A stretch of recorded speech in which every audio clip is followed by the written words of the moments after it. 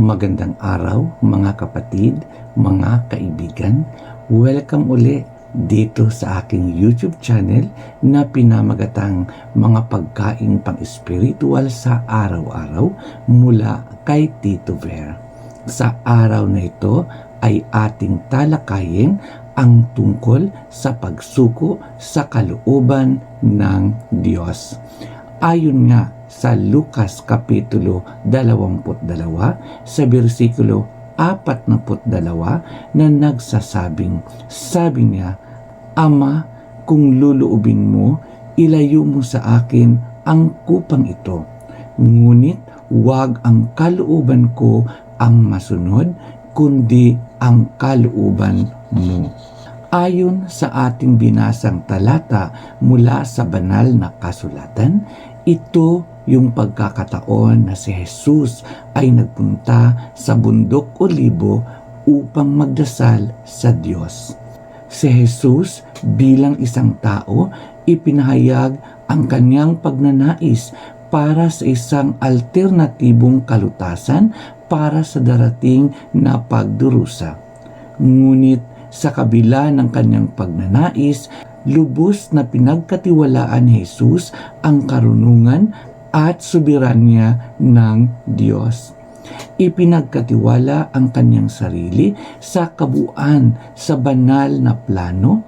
Kinikilala niya ang kalooban ng Diyos na mas mahalaga kaysa kanyang sarili.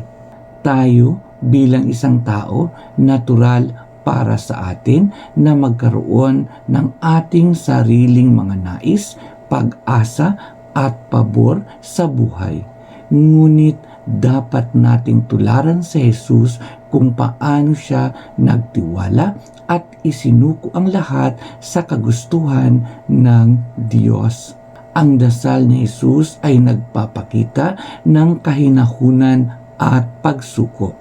Tinuruan tayo nito ng kahalagahan ng pagpakumbaba at pagsuko ng ating sarili sa mga plano at nais ng Diyos na kinikilala ang kanyang mas mataas na kaalaman at pag-unawa sa kung ano ang pinakamabuti para sa atin.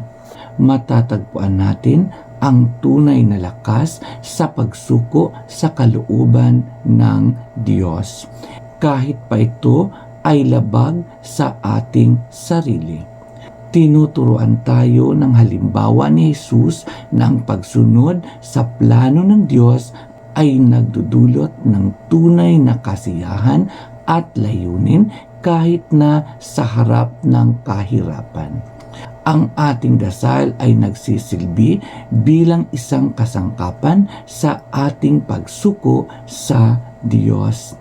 Tulad ni Jesus, magagamit natin ang ating dasal bilang isang paraan upang iayon ang ating kalooban sa kalooban ng Diyos. Sa pamamagitan ng dasal, maipahayag natin ang ating mga nais, ngunit hingin natin ang gabay at lakas ng Diyos upang tanggapin ang kanyang kalooban sa ibabaw ng ating sarili. Sa kabuuan, ipinapaalala sa atin ng Lucas Kapitulo 22, versikulo 42, na ang tunay na kasiyahan at kapayapaan ay nagmula sa pagsuko ng ating kalooban sa kalooban ng Diyos, pagtitiwala sa kanyang karunungan at pag-ibig kahit na sa gitna ng kawalan ng katiyakan o kahirapan.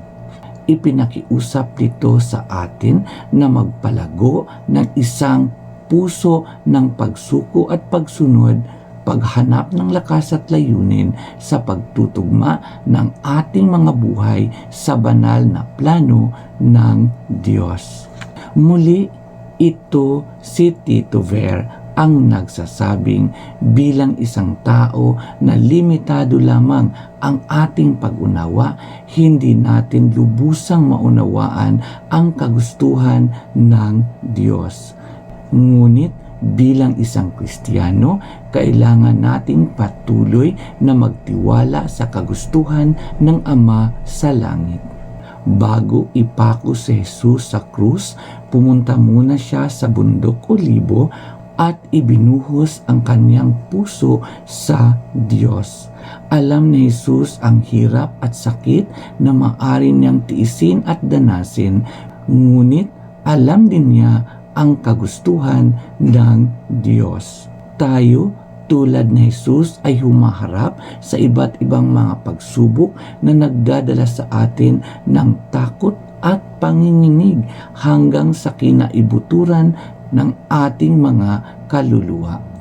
Ngunit katulad ni Kristo, tayo din ay dapat hanapin ang kagustuhan ng Diyos at hindi ang kagustuhan natin. Kung ipagkatiwala natin ang ating buhay sa Kanya nang walang pag-aalinlangan, bibigyan niya tayo ng lakas na harapin ang mga hamon, tapang upang harapin ang mga pagsubok at kaalaman upang mamuhay ng matuwid. Ang malaman ang kagustuhan ng Diyos ay dakila, ngunit ang pagsasagawa nito ay isang tagumpay.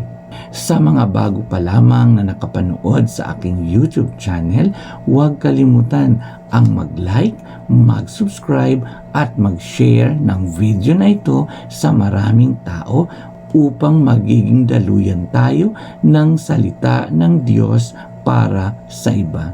Huwag din kalimutan ang i-click ang notification bell upang sa ganun ay patuloy kayong magiging updated sa mga video na aking i-upload sa mga sumusunod na mga araw.